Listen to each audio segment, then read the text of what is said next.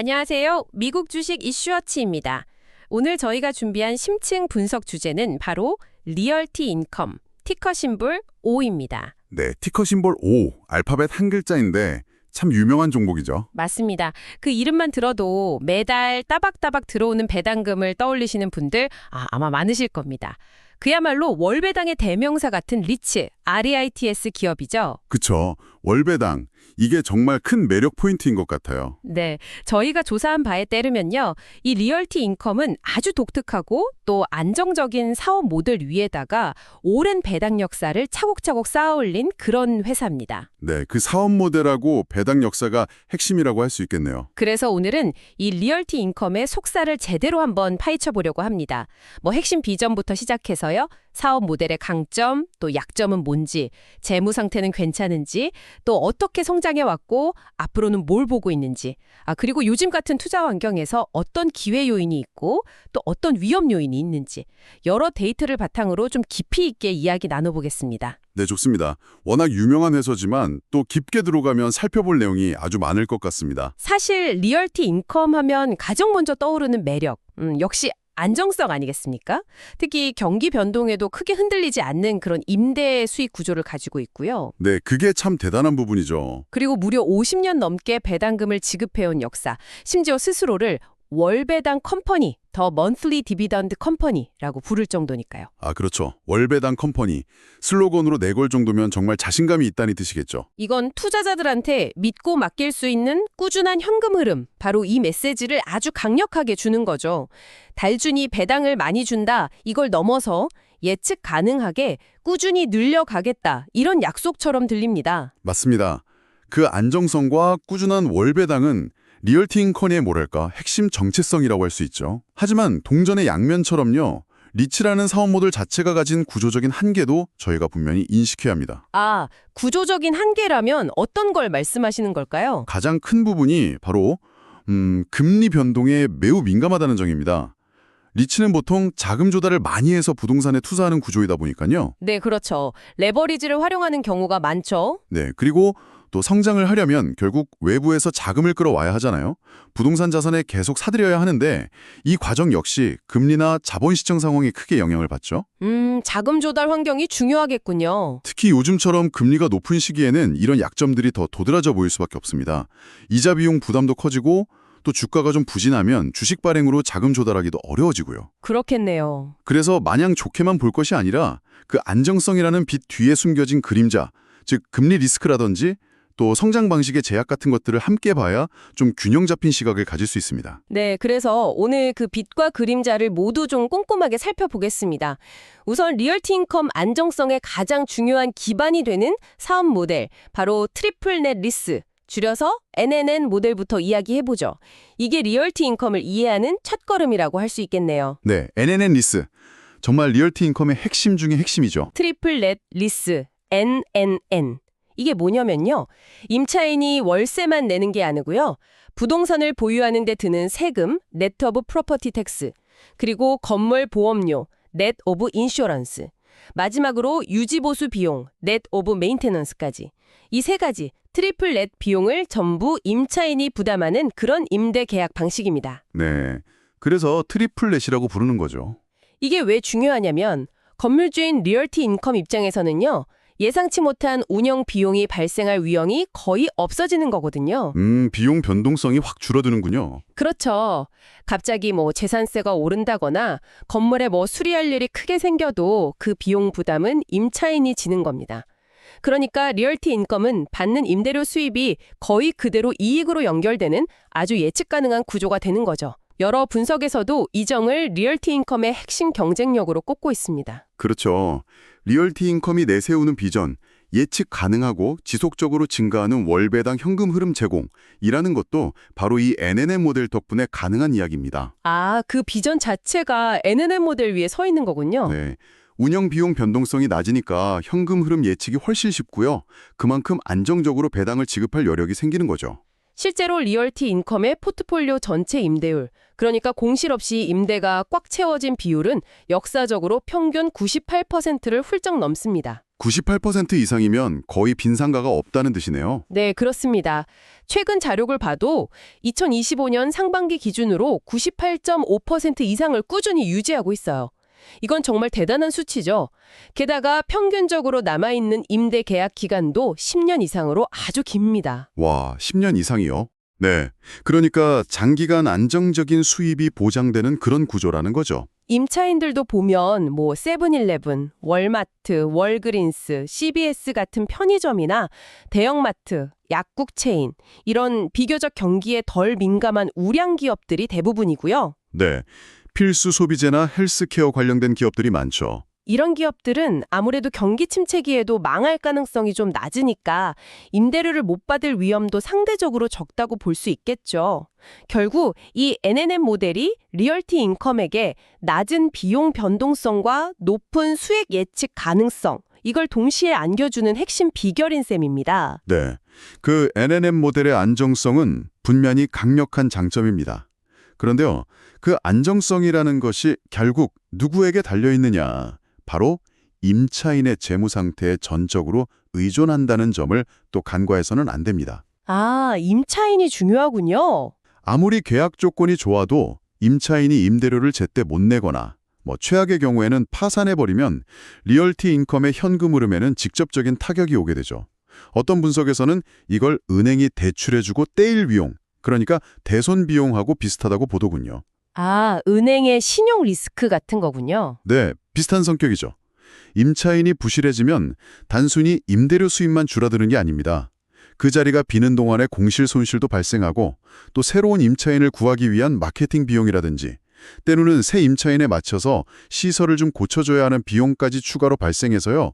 리츠의 실질적인 배당 재원을 보여주는 AFFO, 즉 조정된 운용자금에 직접적인 악영향을 미치게 됩니다. AFFO라면 그 리츠가 벌어들인 돈에서 실제 현금 지출이 없는 감가상각비 같은 건 다시 더해주고 또 건물 유지 보수에 꼭 필요한 자본 지출 같은 건 빼서 정말 배당으로 줄 수 있는 현금이 얼마인지 보여주는 그 지표 말씀이시죠? 맞습니다. 바로 그 AFFO에 직접 타격을 준다는 거죠. 예를 들어서요. 전체 임차인 중에서 임대료를 못 내는 비율, 즉 연체율이나 아니면 빈 상태로 있는 공실률이 딱 1%포인트만 오른다고 한번 가정해보죠. 네, 1%포인트요? 리얼티 인컴의 연간 임대료 수입이 대략 한 30억에서 40억 달러 정도 된다고 보면 1%포인트 상승은 연간 3천만에서 4천만 달러의 수입 손실을 의미합니다. 이게 전체 AFFO에서 차지하는 비중으로 환산해보면 약 1.0%에서 1.6% 정도 감소하는 효과가 될 수 있다는 계산이 나옵니다. 1%포인트 변화가 생각보다 영향이 있네요. 물론 리얼티 인컴은 자산이 지금 15,000개로 넘잖아요. 임차인도 워낙 다양하게 분산되어 있어서 한두 곳이 문제 생겨도 전체적으로 큰 충격은 없겠지만요. 만약에 아주 심각한 경기 침체가 와서 특정 업종, 예를 들어서 영화관이라든지 피트니스 센터, 혹은 가격 경쟁이 아주 심한 소매점들이 동시다발적으로 어려움을 겪게 된다면 이 리스크는 생각보다 커질 수 있습니다. NNN 모델의 안정성은 결국 임차인 신용 리스크라는 양날의 검인 셈이죠. 안정성 이면의 리스크까지 잘 짚어주셨네요. 그럼 다음으로 리얼티 인컴의 시장 내 위치하고 성장 전략에 대해서 이야기해볼까요? 단순히 안정적인 임대 수익에만 머무르는 게 아니라 보면 꽤 본격적으로 성장을 추구하는 모습이거든요. 네, 그 점도 중요하게 봐야 할 포인트입니다. 네, 리얼티 인컴이 보는 시장 자체가 어마어마하게 큽니다. 전 세계적으로 NNN 계약을 적용할 수 있는 그리고 신용도 좋은 단일 임차인 부동산 시장 전체를 목표로 보고 있는데요. 그 규모가 수조 달러에 달한다고 합니다. 수조 달러요? 정말 상상하기 힘든 규모네요. 부동산을 사들인 뒤에 다시 임대해주는 방식, 이걸 세일즈 리스백이라고 하죠. 이런 시장만 해도 약 1조 달러 규모로 추산된다고 해요. 1조 달러면 현재 리얼티 인컴 자산 규모가 한 600억 달러 정도 된다고 하니까 아직도 공략할 시장이 정말 많이 남아있다는 뜻이군요. 그렇죠. 현재 점유율로 따지면 SOM, 그러니까 즉각 공략 가능한 시장 대비 한 6% 정도인데요. 앞으로 3년 안에 그러니까 2028년까지 자산 규모를 1,000억 달러까지 늘려서 시장 점유율 10%를 달성하겠다는 그런 목표를 가지고 있습니다. 1,000억 달러 목표면 상당히 공격적인데요. 네, 아주 야심찬 목표죠. 이런 성장을 가능하게 하는 가장 큰 무기가 바로 리얼티 인컴의 높은 신용 등급, A 등급입니다. 이게 S&P 500 지수에 포함된 리츠 중에서도 이런 높은 등급을 가진 것은 정말 손에 꼽을 정도거든요. 신용 등급이 높다는데 구체적으로 어떤 이점을 주나요? 자금 조달 측면에서 유리한 건가요? 맞습니다. 돈을 빌릴 때 훨씬 유리합니다. 경쟁사들보다 더 낮은 이자율로 채권을 발행해서 자금을 조달할 수 있거든요. 아, 이자 비용을 아낄 수 있군요. 네, 이렇게 싸게 빌린 돈으로 부동산을 사면 똑같은 부동산을 사더라도 남는 이익, 그러니까 부동산 자체의 초기 수익률, 이걸 캡 레이트라고 하죠. 이 캡 레이트하고 자금을 조달하는 데 드는 비용, 즉 코스트 오브 캐피털 사이의 차이, 이 스프레드가 더 커지겠죠. 아, 투자 수익률이 더 높아지는 거군요. 그렇죠. 이게 바로 더 많은 부동산을 공격적으로 사들일 수 있는 원동력이 되는 겁니다. 최근에 경쟁사였던 스피릿 리얼티를 인수한 것도 이런 자금 조달 능력하고 M&A를 통한 성장 전략을 보여주는 대표적인 사례라고 할 수 있습니다. 네, 작년에 큰 인수합병이었죠? 네. 그리고 15,000개가 넘는 방대한 포트폴리오에서 나오는 규모의 경제 효과하고 또 A-라는 신용 등급은 경쟁사들이 단기간에 따라하기 힘든 일종의 경제적 해자, 모트라고 할 수 있습니다. 어떤 분석에서는 이걸 따라잡으려면 최소 10년 이상, 수백억 달러가 필요할 거라고 추정하기도 하더군요. 확실히 강력한 성장 엔진을 가지고 있는 건 분명해 보입니다. 하지만 그 성장 방식이 본질적으로 외부 자금 조달하고 자산 인수에 의존한다는 점은 또 다른 리스크를 내포하고 있습니다. 아, 외부 자금 의존성이 리스크다. 네. 즉, 성장을 하려면 계속해서 돈을 빌리거나 부채 조달, 아니면 주식을 새로 발행해서 유상증자, 자금을 마련해야 하고 그 돈으로 부동산을 사야 한다는 거죠. 이 과정은 필연적으로 금리 수준이라든지 주식시장 상황 같은 외부 환경 변화에 아주 민감할 수밖에 없습니다. 금리가 높아지면 돈 빌리는 비용이 늘어나고 또 주가가 떨어지면 주식 발행으로 자금을 조달하기 어려워진다. 이런 말씀이시죠? 정확합니다. 특히 지금처럼 고금리가 지속되는 환경은 리얼티 인컴에게 가장 큰 부담 요인 중 하나입니다. 실제로 최근 실적 발표에서도 이자 비용 증가가 AFFO, 그러니까 배당 재원이 되는 현금 흐름 성장을 억누르는 주요 원인으로 지목되었죠. 이자 비용 상승이 발목을 잡는군요. 네. 금리가 높으면 새로 돈을 빌릴 때 이자 부담이 커져서 신규 부동산 투자의 수익성이 떨어질 수밖에 없습니다. 또 만약에 주가가 하락하면 어떻게 될까요? 주식을 발행해서 자금을 조달할 때 같은 금액을 조달하기 위해서 더 많은 주식을 발행해야 하니까 기존 주주들의 지분 가치가 희석될 수 있고요. 이건 신규 투자가 주당 AFFO 증가에 기여하는 효과, 이걸 어크리션이라고 하는데 이 효과를 떨어뜨릴 수 있습니다. 아, 주가 하락도 부담이네요. 그렇죠. 어떤 계산에 따르면요, 연간 4억 달러 규모의 부동산을 추가로 인수한다고 가정을 해도 이때 캡레이트는 6.5%, 부채 조달 비용은 4.0%라고 가정하면 늘어나는 AFFO는 약 1,000만 달러 이상 정도 될 텐데 이게 전체 AFFO 대비로는 0.3%에서 0.5% 증가에 그칠 수도 있다고 합니다. 생각보다 증가 효과가 크지 않네요. 즉, 의미 있는 성장을 위해서는 정말 꾸준히 대규모로 자산을 인수해야 하는데 이 과정 자체가 자금 조달 비용 변화에 너무 민감하다는 거죠. 여기에 더해서 최근 유럽 시장 투자를 늘리면서 환율 변동 위험이라든지 유럽 현지 경제 상황 변화에 대한 노출도 커지고 있다는 점도 고려해야 합니다. 성장을 위한 확장이 오히려 새로운 리스크를 불러올 수도 있는 셈입니다. 성장 전략의 명암을 잘 짚어주셨습니다. 그럼 이제 리얼티 인컴의 재무 상태하고 효율성을 좀 더 자세히 들여다볼까요? 앞서 말씀하신 AFFO가 리츠의 핵심 수익성 지표라고 하셨는데 리얼티 인컴의 AFFO는 어떤 흐름을 보이고 있나요? 네, 그 AFFO 추이가 중요하죠. 네, 리얼티 인컴은 이 AFFO 측면에서 꾸준한 성장세를 보여왔습니다. 2025년 1분기 주당 AFFO는 1.06달러로 당시의 높은 이자 비용 부담 속에서도 전년 같은 기간보다 2.9% 증가하면서 시장 예상치에 부합했습니다. 2.9% 성장. 견조하긴 한데 폭발적이진 않네요. 그렇죠. 그리고 2분기에는 주당 1.07달러를 기록하면서 전년 동기 대비로는 6%, 바로 전분기 대비로는 0.9% 증가하는 역시 견조한 모습을 보였죠. 꾸준히 늘고 있긴 하지만 증가율 자체만 보면 폭발적이라기보다는 좀 안정적인 수준이라고 봐야겠네요. 특히 전 분기 대비 성장률은 1% 미만이었고요. 맞습니다. 안정성에 좀 더 방점에 찍힌 성장세라고 할 수 있겠죠? 이러한 안정적인 현금 흐름의 바탕에는 앞서 언급했던 독보적인 재무 건전성, 즉 A- 신용등급이 자리 잡고 있습니다. 아, 역시 신용등급이 중요하군요. 네, 경쟁사들보다 0.5%P에서 많게는 1.0%P까지 낮은 금리로 돈을 빌릴 수 있다는 건 연간으로 따지면 수천만 달러의 이자 비용을 아낄 수 있다는 뜻입니다. 그게 다 수익으로 연결되겠네요. 그렇죠. 이게 바로 자산을 사들일 때 비용 효율성을 높이는 핵심 요인이 되고 또 고금리 시기에도 상대적으로 이자 부담을 덜 느끼게 해주는 아주 강력한 방패막이가 되는 거죠. 간혹 그 리얼티 인컴의 자기 자본 이익률이 한 3-4% 수준으로 좀 낮다는 지적이 있던데 이건 어떻게 해석해야 할까요?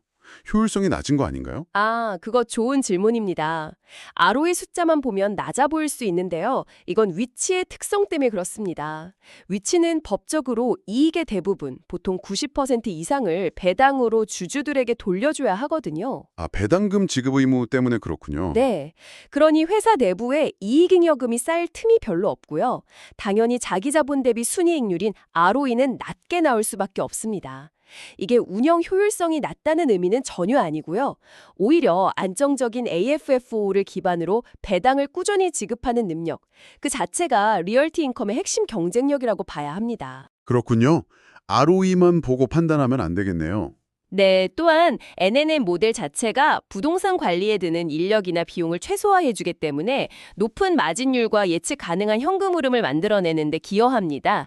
어떤 분석에서는요, 경쟁사보다 낮은 공시율을 유지하는 능력, 예를 들어서 리얼티 인컴이 1.5%인데 경쟁사는 5%라고 가정하면 이 차이만으로도 연간 1억 8천만 달러 이상의 추가적인 AFO 가치를 창출하고 이게 시가총액의 약 7%에 달하는 무형자산 가치가 될 수 있다고 평가하기도 했습니다. 와, 운영 능력 자체가 엄청난 가치를 갖는군요. 운영 효율성과 재무 건전성은 확실히 뛰어나 보입니다. 하지만 성장률 둔화 가능성은 여전히 좀 남아있는 건 아닌가요? 아까 2025년 연간 주당 AFO 예상치를 회사가 제시했는데 월가의 평균 전망치, 컨센서스보다는 약간 낮게 잡았다고 하던데요. 아, 네. 그 부분도 짚어봐야죠. 네, 그 점도 주의 깊게 봐야 합니다. 회사가 제시한 2025년 연간 주당 AFO 가이던스가 있죠.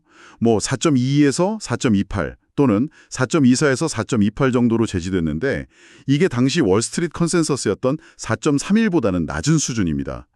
시장 기대치보다는 조금 낮았군요. 네, 가이던스 범위를 유지하거나 좁혔다는 것은 안정성을 보여주는 측면도 있습니다만 동시에 현재의 어려운 환경 속에서 회사가 성장에 대해 다소 보수적으로 보고 있거나 아니면 실제로 성장세가 둔화될 가능성을 내포하고 있다고 해석할 수도 있습니다. 보수적인 건지 아니면 정말 둔화 신호인지. 그렇죠. 앞서 지적했듯이 높아진 이자 비용이 AFO 성장을 제약하는 주된 요인으로 작용하고 있고요. 또 리얼티 인컴 경영진은 역사적으로 목표치를 상당히 보수적으로 제시하는 경향이 있긴 합니다. 원래 좀 보수적이군요. 네, 예측 가능성을 높여주긴 하지만 시장에 숨겨진 기대치, 예를 들어서 그래도 3분기 FFO는 1.08은 넘지 않겠어 하는 이런 기대에는 못 미칠 수도 있다는 점도 염두에 둬야 합니다. 안정성은 확인되지만 성장성에 대한 눈높이는 조금 낮춰야 할 수도 있다. 이런 거죠. 안정성과 성장성 사이의 균형점을 잘 찾아야겠군요. 자, 다음은 리얼티 인컴이 보유한 부동산 포트폴리오 자체의 퀄리티하고 리스크 관리 능력에 대해서 살펴보겠습니다. 여기가 또 리얼티 인컴의 강력한 자랑거리 중 하나죠. 네, 포트폴리오가 워낙 방대하고 잘 분산되어 있죠? 맞습니다. 일단 규모에서 압도적입니다. 2025년 2분기 기준으로 보유한 부동산 자산 수가 15,600개를 넘습니다.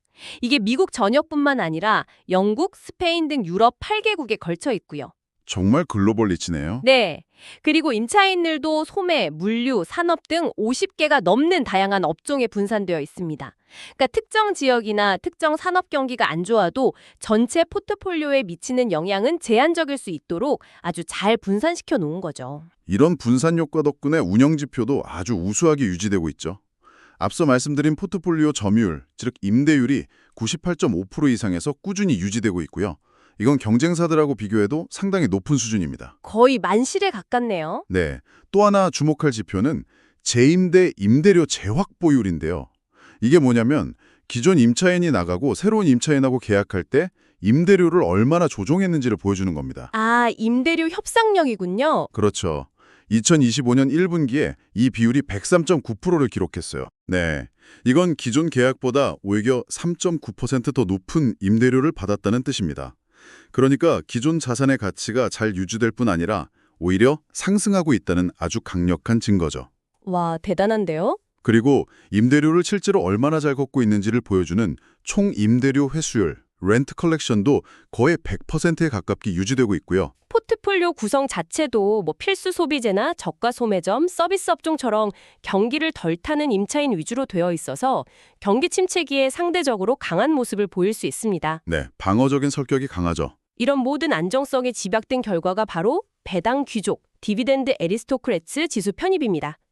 S&P 500기업 중에서 25년 이상 연속으로 배당금을 늘려온 기업들만 들어갈 수 있는 아주 명예로운 클럽이죠. 네, 배당 귀족. 정말 아무나 들어가는 게 아니죠. 리얼티 인컴은 실제로는 30년 연속 배당 증가, 그리고 55년 이상 배당 지급, 100회가 넘는 분기 배당 증액이라는 정말 독보적인 기록을 가지고 있습니다. 이건 리얼티 인컴의 현금 흐름 안정성을 가장 확실하게 보여주는 증표라고 할 수 있겠습니다. 정말 화려한 기록입니다. 하지만 여기서도 숨겨진 리스크는 없는지 한번 살펴봐야겠죠.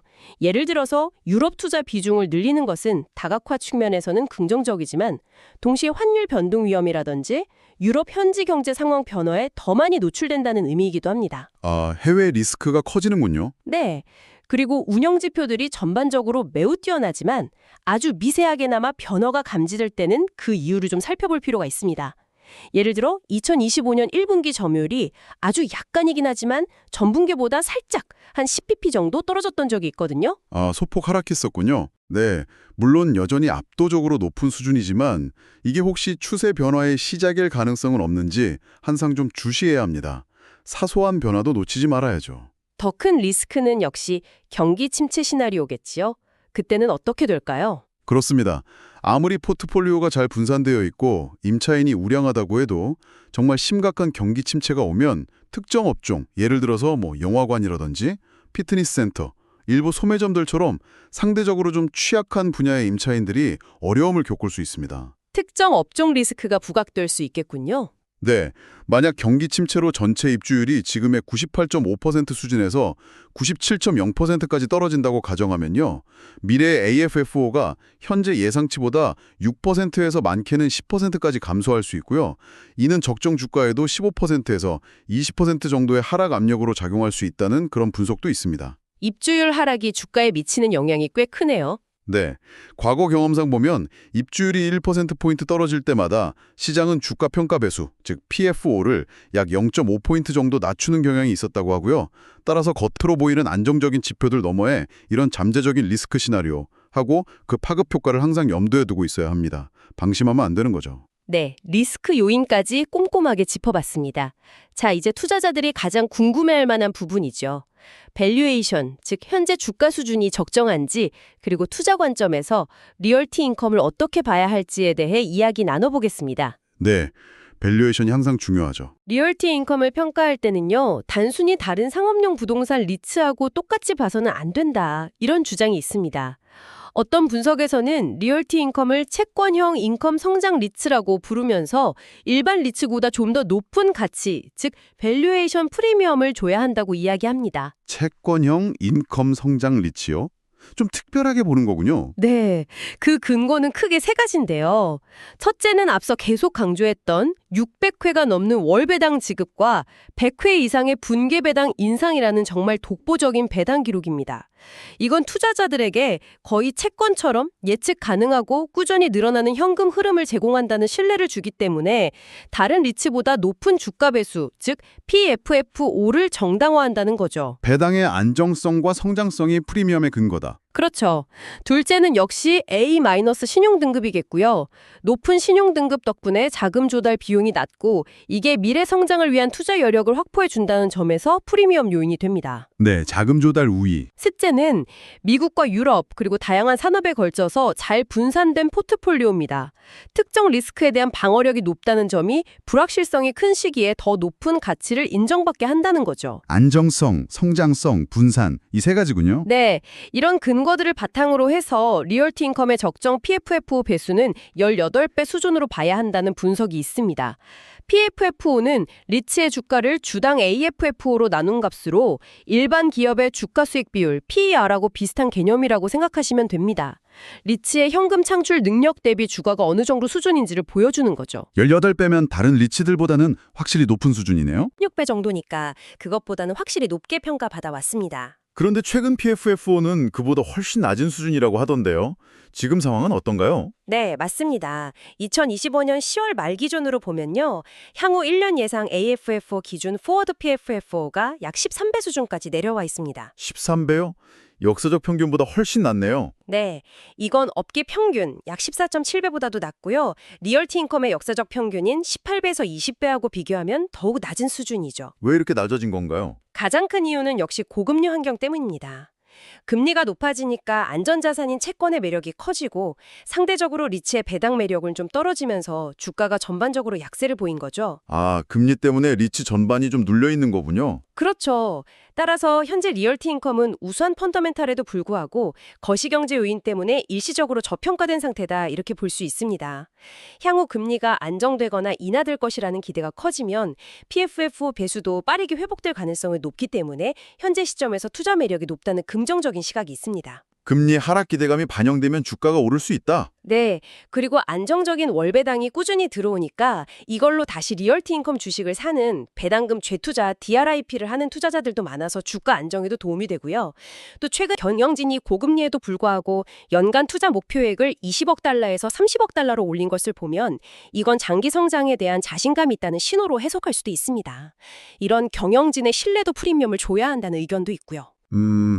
현재 PFF 매수가 낮은 것이 정말 저평가인지 아니면 높아진 금리 수준을 정당하게 반영한 결과인지는 조금 더 신중하게 생각해 볼 필요가 있습니다. 아, 합리적인 수준일 수도 있다? 네, 과거에 누렸던 그 18배에서 20배의 높은 PFF 배수는 사실 저금리 시대였기에 가능했던 것일 수도 있습니다.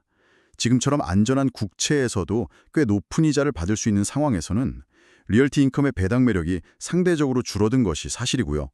따라서 PFF 배수가 낮아진 것이 오히려 합리적인 수준일 수도 있다는 거죠. 과거의 영광이 미래를 보장하진 않는다. 그렇죠. 과거의 프리미엄이 미래에도 계속 유지될 것이라는 보장은 없습니다. 만약 고금리가 예상보다 더 오래 지속된다면 PFF 배수는 현재의 낮은 수준, 15배에서 17배 범위에 계속 머물 수도 있습니다. 이걸 단순히 저평가라고만 보기는 어렵다는 거죠. 옵션 시장의 반응도 좀 흥미없다고 하던데요. 시장은 어떻게 보고 있나요? 네, 실적 발표 직전에 옵션 시장에서 예상하는 주가 변동폭, 이걸 내재 변동성이라고 하는데 이걸 기반으로 계산해 보면 약 플러스 마이너스 1.3% 수준에 불과했다는 분석이 있습니다. 플러스 1.3%면 굉장히 작은 변동폭인데요. 네, 이건 시장 참여자들이 이번 실적 발표에서 아주 큰 호재나 악재, 즉 서프라이즈를 기대하지 않고 있다는 의미로 해석될 수 있습니다. 주가의 상승 여력이나 하락 위험 모두 좀 제한적일 수 있다는 거죠. 시장은 좀 조용할 거라고 보는군요. 심지어 3분기 AFFO가 시장 예상치 1.07달러에 딱 부합하더라도 성장세가 강하지 않다는 그런 실망감 때문에 오히려 주가가 약간 하락할 수도 있다는 시나리오 분석도 있었습니다. 예상치에 부합해도 떨어질 수 있다고요? 네, 즉 시장의 기대를 단순히 충족시키는 것을 넘어서 눈에 띄게 뛰어넘어야만 의미 있는 주가 상승을 기대할 수 있다는 의미입니다. 현재 밸류에이션이 싸 보이는 것은 사실이지만 그 이면에 깔린 리스크 요인하고 또 다소 낮아진 시장의 기대치를 함께 고려해야 좀 균형 잡힌 판단을 할 수 있습니다. 밸류에이션에 대한 상반된 시각까지 잘 들었습니다. 그럼 마지막으로 최근 실적하고 향후 전망을 요약하면서 리스크와 기회를 다시 한번 정리해 볼까요? 네, 마무리 정리가 필요하겠네요. 네, 2025년 상반기 실적을 보면요. 1분기와 2분기 모두 주당 AFFO가 전년 대비 각각 2.9%, 6% 증가하면서 견조한 모습을 보였습니다. 특히 2분기에는 연간 투자 목표액을 30억 달러로 상향 조정하면서 어려운 환경 속에서도 성장을 지속하겠다는 의지를 보여줬죠. 네, 투자 목표 상향은 긍정적인 신호였죠. 2025년 전체 가이던스 역시 안정적인 수준에서 유지되고 있습니다. 주당 AFFO는 4.22달러에서 4.28달러 범위, 총 투자액은 약 40억 달러, 동일 점포 임대료 성장률은 약 1%, 포트폴리오 점유율은 98% 이상을 목표로 하고 있습니다. 이런 안정적인 실적과 전망을 바탕으로 만약 앞으로 나올 실적이 시장 예상을 뛰어넘는다면 주가 상승 모멘텀을 기대해 볼 수도 있습니다. 실적 서프라이즈가 관건이겠군요. 네, 그리고 장기적으로는 아직 성장 초기 단계인 유럽 NNN 리츠 시장을 선점하거나 아니면 물류센터나 데이터 센터 같은 새로운 유형의 산업용 부동산 비중을 늘려가면서 추가적인 성장 기회를 모색할 수 있다는 긍정적인 전망도 있습니다. 유럽 확장이나 자산 다변화가 새로운 성장 동력이 될 수 있다는 거죠. 하지만 긍정적인 전망 이면에 리스크 요인들도 다시 한번 상기해야 합니다. 가장 큰 위협은 역시 지속되는 고금리 환경입니다. 이자 비용 증가는 AFFO 성장을 계속 억누를 수 있고요. 자금 조달 비용 상승은 신규 투자의 수익성을 악화시킬 수 있습니다. 금리가 계속 문제네요. 네, 주가가 약세를 보일 경우 유상증자를 통한 자금 조달도 어려워지고요. 또한 경기 침체가 현실화될 경우 임차인들의 재무 상태가 악화되어서 공실률이 상승하거나 임대료 인상이 어려워질 수 있습니다. 임차인 리스크도 여전하고요. 네, 유럽 시장 확대에 따른 환율 변동이나 현지 경제 상황 변화도 변수입니다. 그리고 앞서 말씀드렸듯이 2025년 연간 가이던스가 시장 컨센서스를 하회했다는 점은 성장세 둔화에 대한 우려를 완전히 떨치기 어렵게 만듭니다. 만약 향후 실적이 시장 기대치에 미치지 못하거나 핵심 리스크 요인들이 현실화된다면 주가는 하방 압력을 받을 수 있다는 점을 명심해야 합니다. 네, 오늘 리얼티 인컴에 대해 정말 깊이 있게 파헤쳐봤습니다. 정리를 좀 해보자면요.